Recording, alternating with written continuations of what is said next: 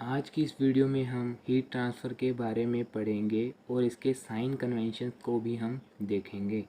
तो चलिए शुरू करते हैं।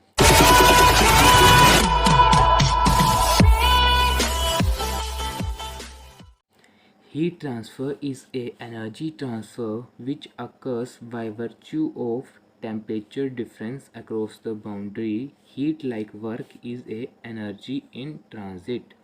हीट ट्रांसफ़र जो होता है वो एक एनर्जी ट्रांसफ़र होता है जो कि अक्कर करता है टेम्परेचर डिफरेंस के कारण, जो कि होता है उसकी बाउंड्रीज़ के ऊपर, किसी भी बॉडी की बाउंड्रीज़ के ऊपर टेम्परेचर डिफरेंस के कारण ये हीट ट्रांसफ़र होता है। अब इसे हम आसानी से समझते हैं एक छोटे से एग्जाम्पल की हेल्प से। जैसे हम कोई बॉडी मान लेते हैं, ये हमारी कोई बॉडी है या फिर इसे हम मान लेते हैं कोई हमारा सिस्टम है, ठीक है। तो सिस्टम है, इसका जो टेम्परेचर है इस सिस्टम का वो 20 डिग्री सेल्सियस है, ठीक है। इस सिस्टम का हमारा टेम्परेचर 20 डिग्री सेल्सियस है और बाहर एक कोई बॉडी है जिसका टेम्परेचर 100 डिग्री सेल्सियस है, ठीक है। तो अब जो हीट का जो ट्रांसफ़र होगा वो हाई टेम्परेचर से लो टेम्परेचर की ओर होगा, ठीक है। तो हाई टेम्परेचर से लो टेम्परेचर की ओर ये जो है हीट का ट्रांसफ़र होगा। ये जो है लाइंस, डॉटेड लाइंस, ये बाउंड्री है, ये इस सिस्टम की बाउंड्री है। तो ये जो बाउंड्री है इसमें जो टेम्परेचर डिफरेंस के कारण जो है हमारा हीट का ट्रांसफ़र होगा, ठीक है। क्योंकि यहाँ से जो टेम्परेचर हाई टेम्परेचर है वो धीरे धीरे इस सिस्टम के टेम्परेचर को भी बढ़ा देगा। तो हमें कैसे पता लगेगा कि जो हीट का ट्रांसफ़र हुआ है? हमें तब पता लगेगा हीट का ट्रांसफ़र होगा जब जो हमारा सिस्टम है उसका जो अंदर का टेम्परेचर है वो बढ़ेगा, वो धीरे धीरे राइज़ करेगा, तब हम बोल सकते हैं कि जो हीट का ट्रांसफ़र हुआ है, ठीक है।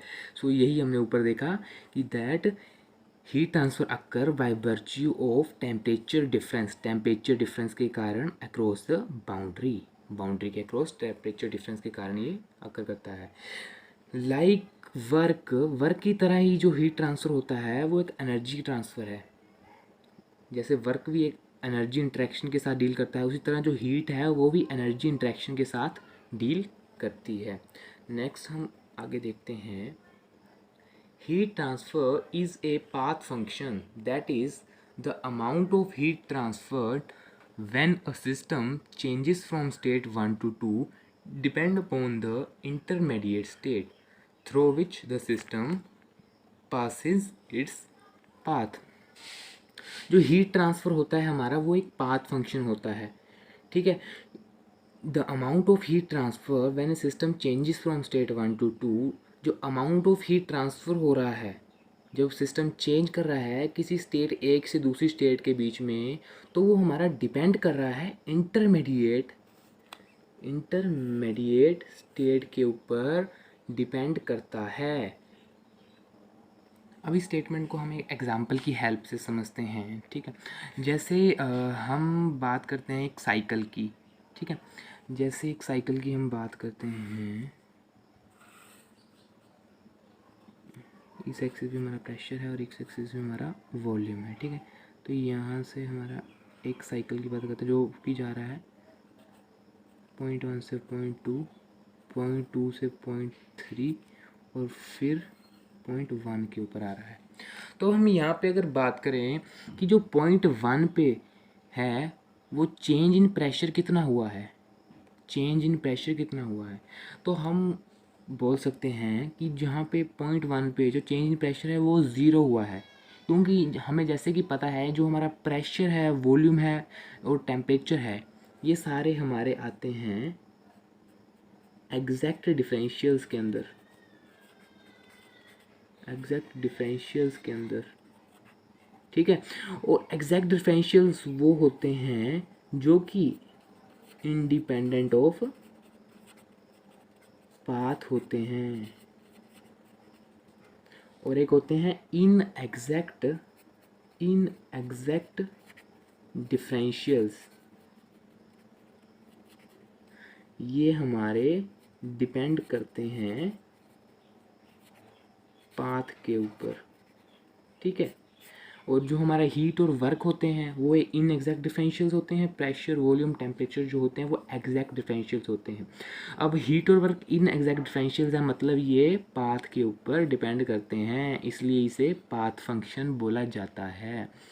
अब देखिए 1 से 2 में जाते हुए साइकिल ने कितना वर्क किया वो हम यहाँ से निकाल लेते हैं।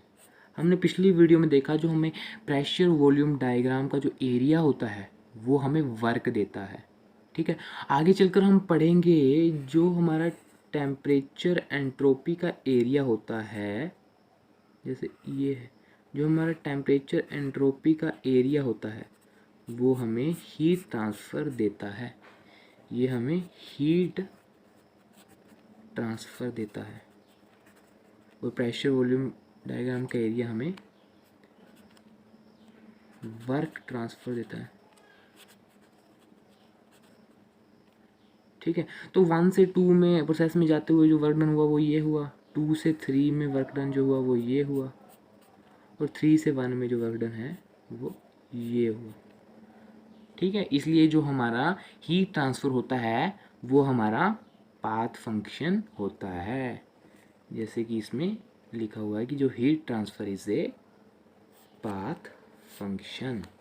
ओके, अब हम साइन कन्वेंशंस के बारे में बात करते हैं कि हीट ट्रांसफ़र के लिए कौन कौन से साइन कन्वेंशंस यूज़ किए जाते हैं, ठीक है।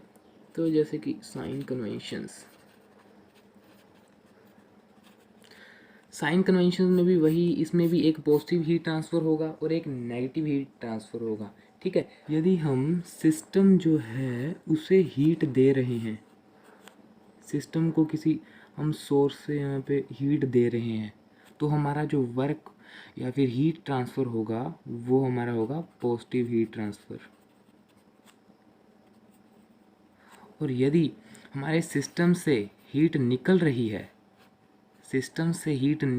है, तो हमारा हीट ट्रांसफ़र होगा negative heat transfer,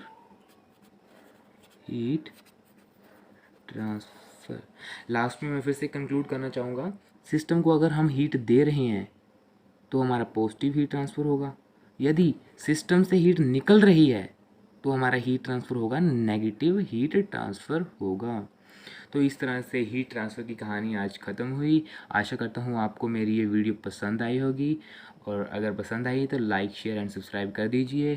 thank you and have a nice day.